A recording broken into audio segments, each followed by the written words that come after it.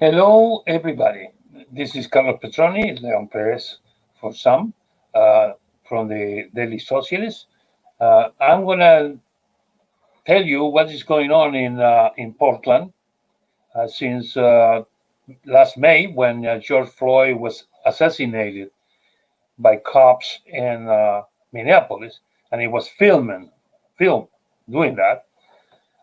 A big, huge movement for social justice developed throughout the country with massive demonstrations in almost every big city.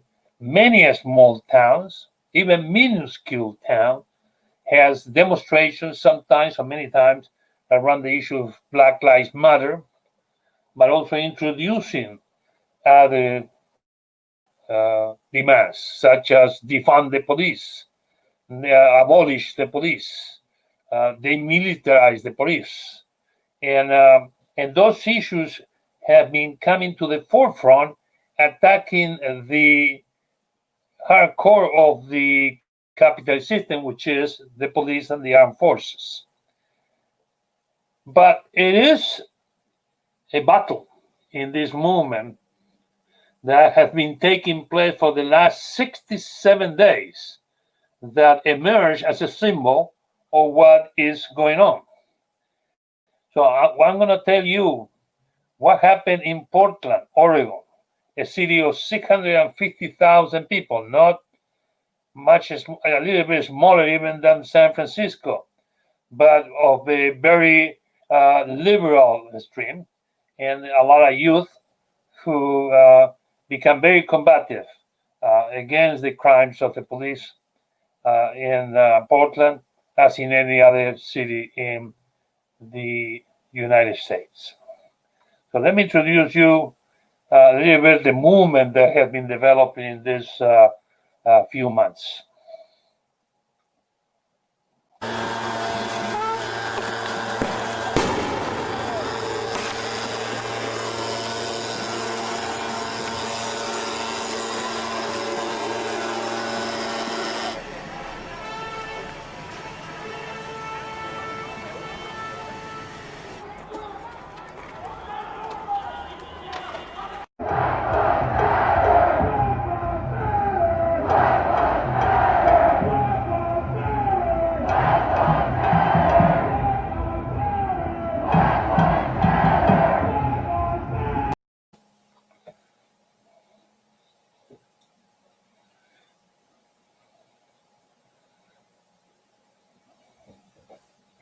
As in many other cities, in Portland, the response of the young people and the community group uh, was very spontaneous, and it was very massive. Uh, Take into consideration that Portland is 80% white. Only 3% are blacks, 8% are Latinos, and 5% are Asians. There is not a significant black community, but it's a very politicized city. In the last 2 or 3 years, there have been pitched battles between young people on one side in the left and a fascist group that went to Portland to try to make a standoff, and they were defeated, several times. So there was also in those demonstrations that took place for the last 2 or 3 years repressive actions by the local police. That generated a lot of opposition. But when George Floyd was assassinated in May, the movement in Portland took a special character. And Trump tried to make a stand in Portland. He sent federal forces, agents from the Immigration Authorization Service, ICE, agents from the Custom Department, um, people who respond to the directive of the Homeland Security, and they were sent to Portland allegedly to defend federal property against all these property damage, so important that constitute, in many cases, most cases, some graffiti.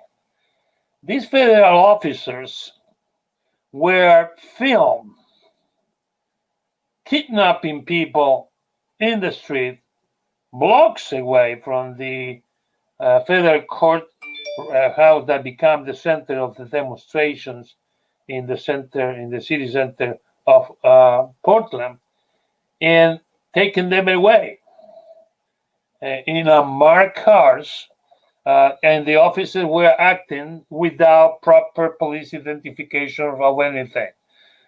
This created a situation of indignation in the population, particularly among young people, that started to militantly start, demonstrating in front of the courthouse and against the presence of the federal forces in the city.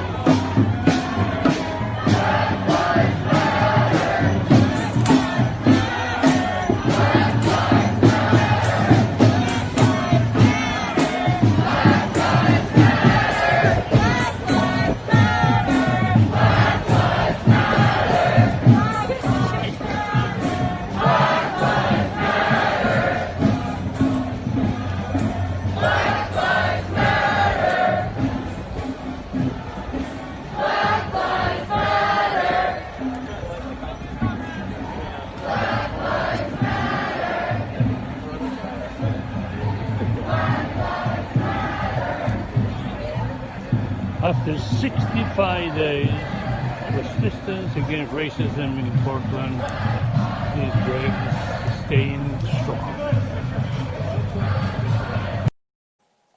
As you can see, the demonstrations were very peaceful, but they were attacked and provoked by the federal forces who were fortified inside the federal courthouse.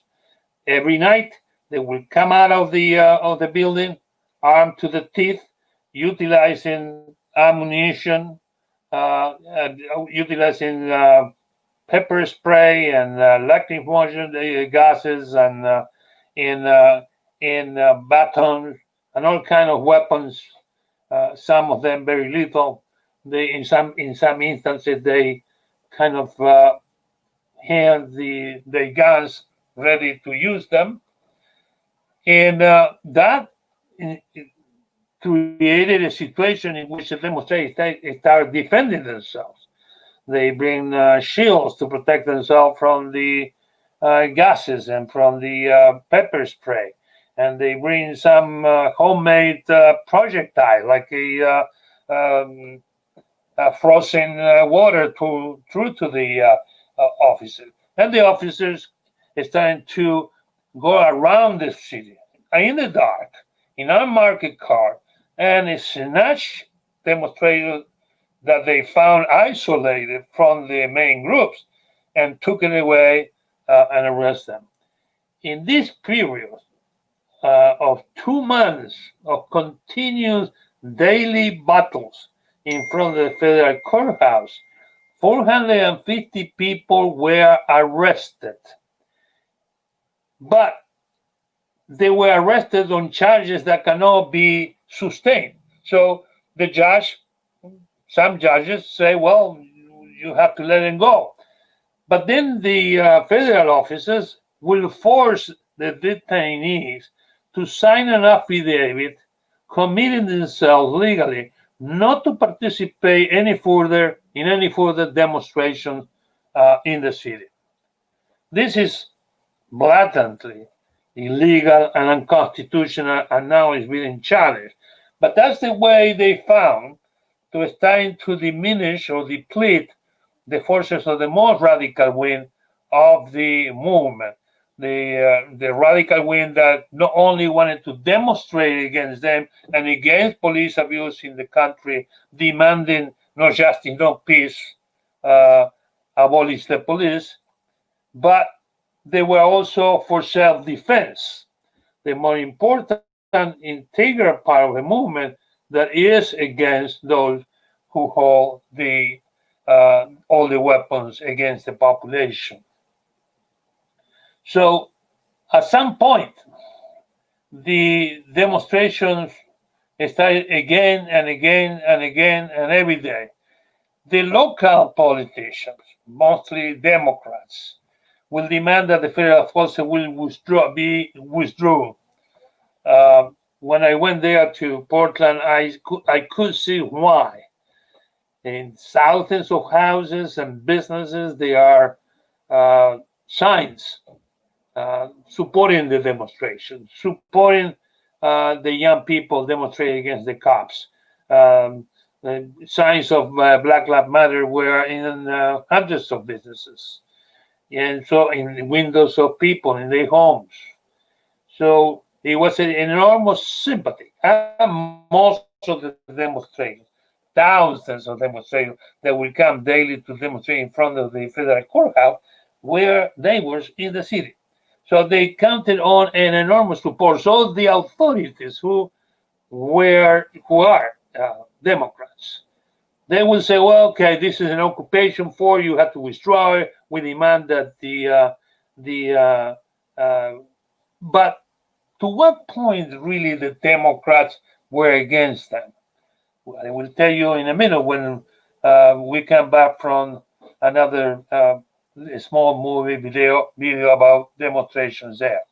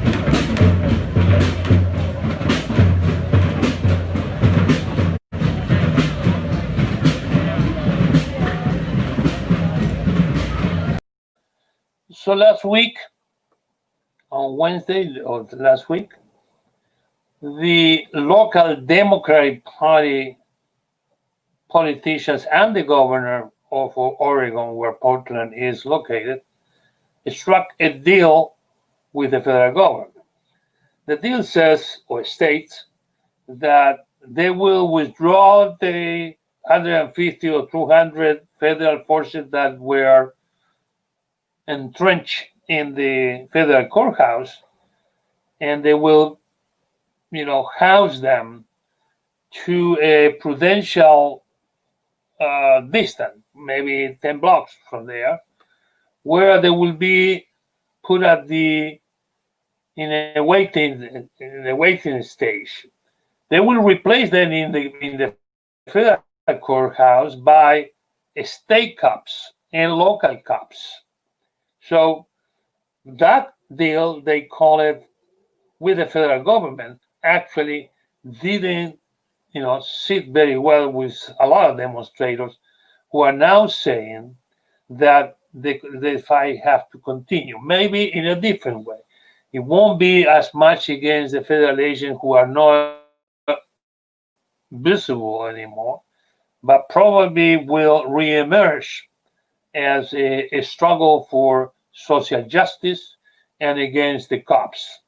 And there is a debate among those forces. A debate I will tell you a little bit after we see the next video. Now at the rally in front of the courthouse, it was a brief demonstration 2 blocks away. Now it is a rally.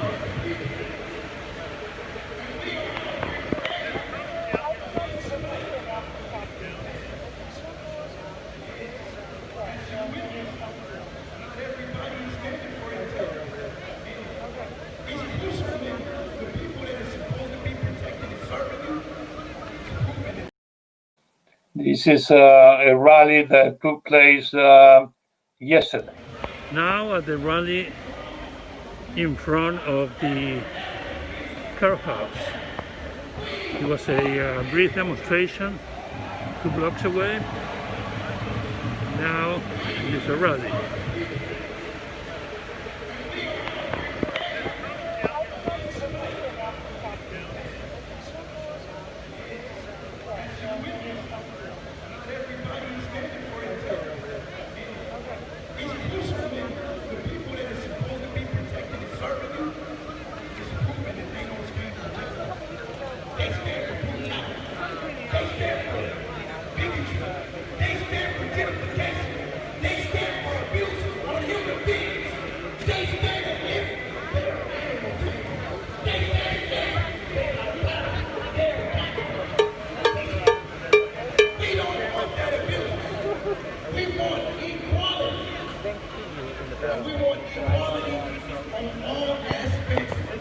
65 days of continuous demonstration and the movement is still strong.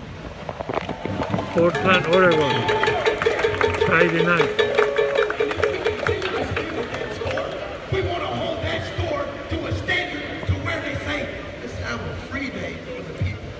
Out of all the money we spent with them, out of all the money they spent with us, let's have 2 free days for the people. Some type of reparation for your taxes.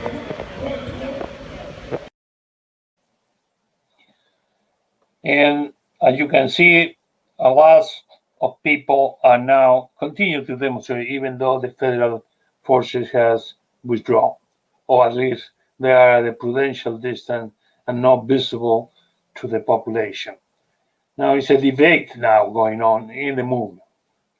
The Democratic Party that intends to co-opt the Black Lives Matter movement and all the protests around the country are telling people, okay, the best way to fight for the Black Lives Matter and to obtain social justice is to vote for Biden in the November 3 election. Both Democrats, and everything will be solved because everything is responsibility of the Republicans and Trump. Is that true?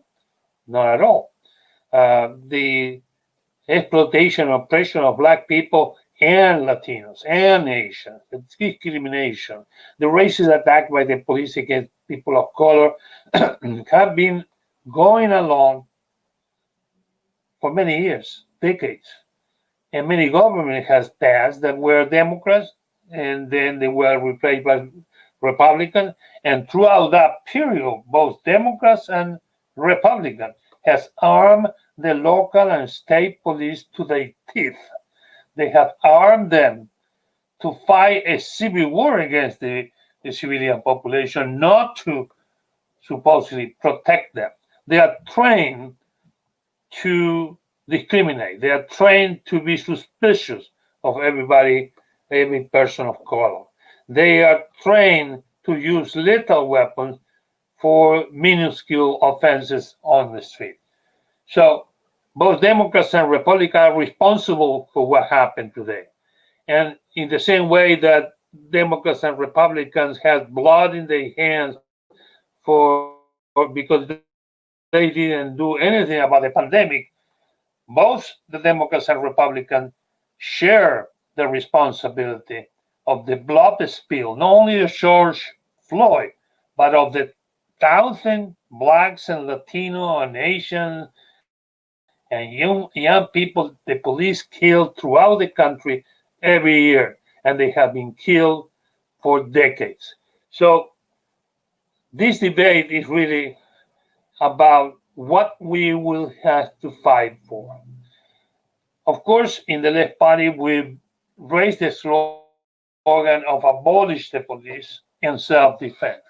Abolish the police, that goes directly to the heart of the capitalist, the bourgeois regime, the bipartisan regime, because that the police and the armed forces and the militias and the National Guard is the centerfold, the core segment of the state, the capital state, that they utilize to protect the interests of the rich and the powerful, the ruling class.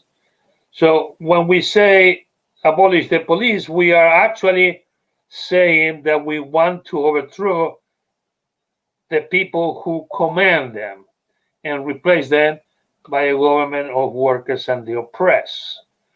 But it's also a more practical issue involved here. 80% or 90% of the calls of the police that ends in somebody being killed, actually they are calls that can be addressed by social workers or mental health specialists. They don't need a person with a gun to resolve a social issue or a mental health issue. They can be easily be resolved by community. And you will say, well, but what about the rapists or the serial killers or the armed robbers? Well, we need to organize the community. That's where the self-defense come in. Self-defense of the communities organized democratically and trained democratically to protect each other in each community. And that is the solution for crime. That's the solution for establishing a social order that will be better, much better than the capitalism. But fundamentally, what we have to change is the system that produces crime. Because if you look at the statistics, 80 or 90% of those who the system call criminals, if they have jobs, if they have housing, if they have free health care, if they have food in their table and the kids are fed, they won't become criminals. They will be part of the community as everybody else. So, and we will be left with only a minimal, if we have that kind of society, where the food, the housing, the healthcare is guaranteed, that's to say, a socialist society, then we will have to deal only with a minimal part of crime, real crime. So, and the self-defense of the community will deal with that. So we don't need the police. We don't need an armed regiment of blue. And before I leave, I want to say a few words about the role that the police unions are playing in all this. Because police are not workers. They are the tools of the ruling class to protect the interest, particularly the private property. So unions are for workers to protect the interest, to ask for raises in wages and better working conditions, negotiated with the bosses or won through strikes and mobilizations. But since the cops are no workers, they shouldn't have union. They shouldn't, and the labor councils are wrong, dead wrong, and they actually shooting the foot when they accept those so-called police unions into the labor council and give them power. In some cities, the chief of police is not the one who gives instructions to the cops to do their job in certain manner. For example, killing suspects that they are arresting on the street, but it's the police officers union. They are the ones who protect not the public, but the members from accusation of every crime they commit. Do you know that the police community in the country is one of the groups, the human groups in the country that commit more crimes? There you go. So we don't need the cops. We don't need the police union. The Labor Council should expel the trade union for cops because they are just protection rackets for criminals. Saying all this, I say goodbye until our next report. And I hope that you enjoy this one.